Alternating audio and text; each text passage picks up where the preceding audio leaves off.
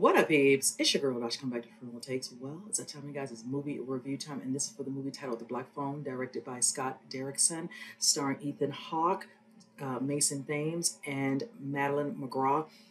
First up, before I get into it, this will be spoiler free. As much as I want to just get right into the meat of it, I feel like I would be doing a disservice to you all, so we're going to keep this, as I said, spoiler free.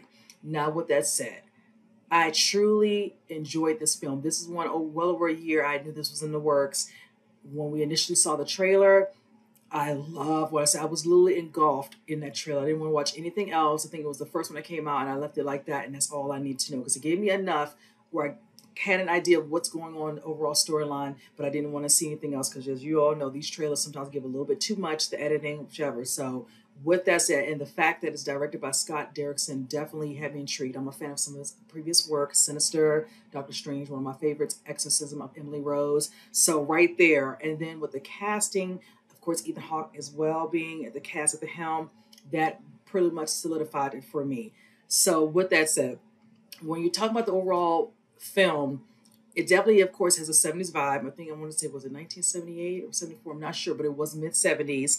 Definitely gritty suburban backdrop the way it was. I really enjoyed that. Now, just overall, just shouting out the two young teens in this one. And I have to say this. When you have a horror film where the two main leads, really, nothing against either, but the two young ones who are considered leads in the movie, whoever cast did an amazing job because you got to be really careful with the casting, and they hit it on the nail with these two. Mason Thames and Madeline McGraw did an amazing job in this film.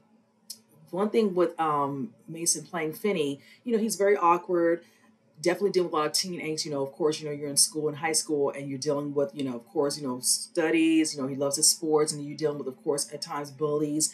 So he's just kind of trying to keep his head down, just doing this and all that and other. His sister definitely very, like, more of a spitfire at times, or definitely speaks her mind within this film. If anyone's seen it, they'll understand what I mean by that. And pretty much, I love their bond. They have a great bond together. Now, when we do see them, of course, when they're home, you notice that there's no mother. I don't really want to get into that because that'll spoil too much. But they definitely have their father there, played by Jeremy Davies. Now, the way the intro opens up with the movie, you see little parts of the movie is flashing. I love the score, the way they do it within this and throughout the film, especially at the beginning with of showing, like, you see news clippings, you see faces of young ones, whatever. So if you saw the trailer, you see hints, at times within the film, in this instance, where they'll show like a news clipping or showing a missing child. Now, one particular one definitely happens within the first, I want to say, shot of the film, or the first act, or whichever. And of course, individuals wondering, you think, they'll find them. They keep posting up the posters of missing persons and all that. They have no clues. Of course, the cops come, inquiring about if anyone's seen them. This is the usual. And then as time goes on, of course, you see more time with Finney and his sister Gwen, just kind of, doing their day-to-day. She goes over Friday nights to go hang with her girlfriend and all that. And of course, her brother stays at home, to watch over the dad. One thing with the dad, you could tell, is that he's definitely dealing with a lot of probably stress because the mother's, no longer with them. So it's just him holding on the fort. And definitely, I'm just going to say, because really not spoiler, because I said there's more stuff to that, and I just won't get into that. He definitely likes to drink. And it's certain nights where you can see Finn just go over and, take the bottle because he's just kind of knocked out. He's just holding it, and just kind of drinks himself to sleep. So that lets you know there's definitely a lot of culminating behind him and his need to do that. And that's why, that's a nice little edge of certain instances of certain things that happen within the film that I definitely don't want to give that away. Now, I will say this, when we start seeing the appearance of Ethan Hawke, I like how they set it up where through the actual trailer, you see how they bring up certain, particular teens and show their faces and all that. You do see a little bit of a glance. They don't go into too much detail. That comes a little bit later within the film. And I kind of like the way they did that. I will say this, I thought we'd get a little bit more instance with these individual teens that have been taken by his character called the Grabber, but to no avail on that. But I will say this, when we finally do see the scene that we see in the trailer of Finn, coming in contact with him, he spills his food out. Oh, this, I do, magic, you want to see a trick or whatever and all that. And he catches him off guard. He's like, oh, those black balloons or whatever. And that's all it takes because he gets too close. I wish he'd walked away. And in the theater, some people were like, he should have kept walking. thinking the man he wanted to do common courtesy, somebody dropped some stuff, you want to do that. But hey, in this day and age, so it sets it up and you see where he ends up in what looks like to be a basement and it's definitely soundproof. So if he tries to scream, whatever, nothing's going to happen.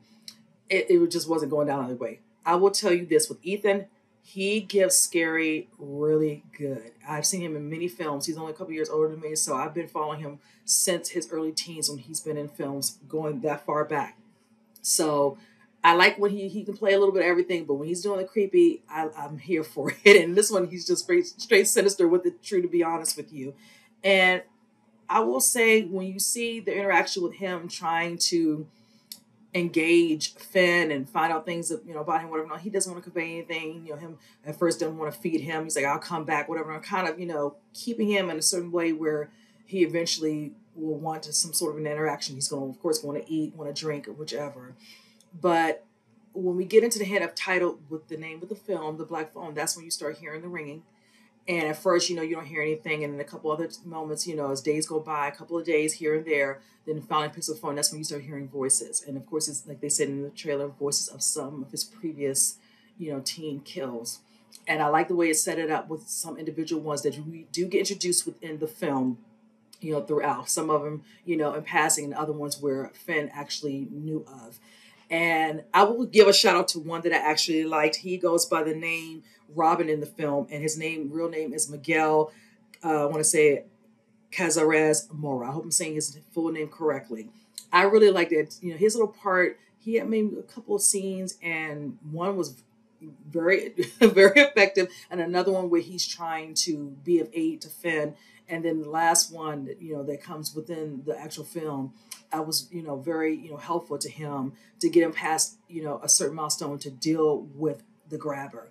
I will say, like I said, he's very awkward, and you can tell that he is very intimidated, dealing with the bullies and all that. Doesn't really want to fight back on all that, but he has this thing where even if he's, knocked down, whatever, he has no problem getting stronger enough to get back up. So you can see that the determination to get himself out of the situation, it starts to build, and he's really trying to fight back to get himself out of the situation. Now, when we go to his sister, you see scenes with her where after the initial abduction of her brother, she is, having, little visions or things or dreaming things, whatever. That's in the trailer, so it's not me kind of giving anything away.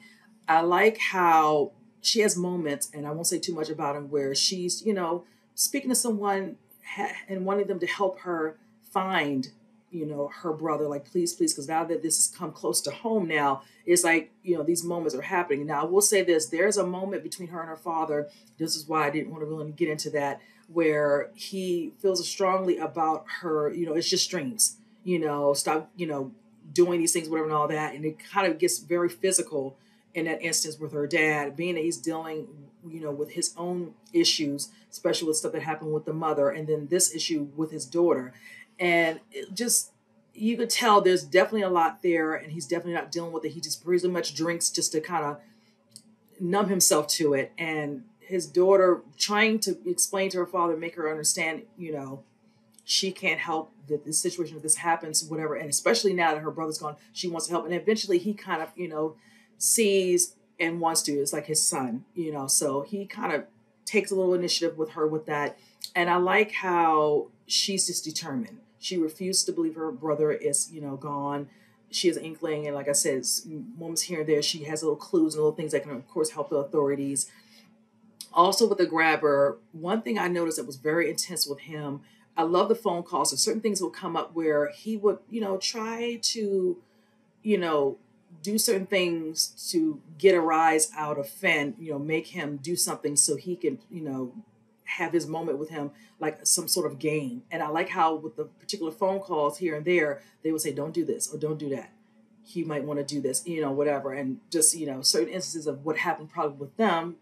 And then he wants the person on the phone didn't want him to go through the same thing they went through. So that's pretty much all I can really say with that. But it's just really, really, really good how he was so eerie and scary when he was wanting those particular moments to happen, and sometimes they were not happening the way he wanted to, and hence he had no clue that Finn is down there having this type of supernatural moment where he's actually talking to somebody on the phone. So that was a part I really, really enjoyed with that instance of that. Um, Overall, I will say definitely good, definitely suspenseful. You definitely get your jump scares, and a lot of people are like, oh, this, a jump scare. I'll put it like this in the good context of when we get these jump scares, they're very effective because I really didn't see them coming, and I give kudos to that. Definitely done very effortlessly. Like I said, the score, there were some scenes that were very intense where they would be closed up on the grabber, played by Ethan, with the music or him coming into contact with a grabber. We saw a scene in the trailer where it shows him trying to get out, and I'm doing it like that scene right there. It's people in the theater. We were like really the tension and anxiety for Finn to get out. It was really something in those particular scenes. But yes, I really enjoyed that. Stand out with the young lady Madeline McGraw. She really stand out a lot to me because being that we're definitely seeing scenes with Mason playing Finn and definitely seeing what he's going through. But I really enjoyed some of the moments with the daughter, the sister, and it was really, really, really good. I just can't say it enough. These two young teens, they did an amazing job in this film. They really held it down because pretty much, even though we see Ethan as a grabber, here and there quite a bit because he definitely is significant, but it was really culminating on these two particular characters more so than anyone else. And again, their bond, I loved it, especially with them showcasing that before that abduction happens. So it's like you have something to kind of like really base on. And then with the instances of certain situations, where their father is lashing out at one of them, the other one's trying to be there for the other. Definitely some good moments there. Yes, I just can't say enough. I really did enjoy this film. Out of a rating, I'll give this a 9 out of 10. There's instances where the ones that are abducted in certain parts of that, I wish it was showcased where we saw a little bit more of a flashback. That's just my only little thing with that. But the stuff that you will see and you will hear, definitely good and definitely effective. So I'll put it like that. But yes, definitely a very well done movie. Again, Ethan was amazing. The director, I love the fact that because it's based off a short story from Joe Hill, definitely really, really good. So I can't say enough about it. If you get a chance to see it, I think you guys will enjoy it. This was a really good, like a horror thriller, so suspense thriller to me, really, and I really enjoyed that. So with that said, you guys, comment below, let me know what you think, and with that said, I'll see you guys in the next movie review. You guys take care.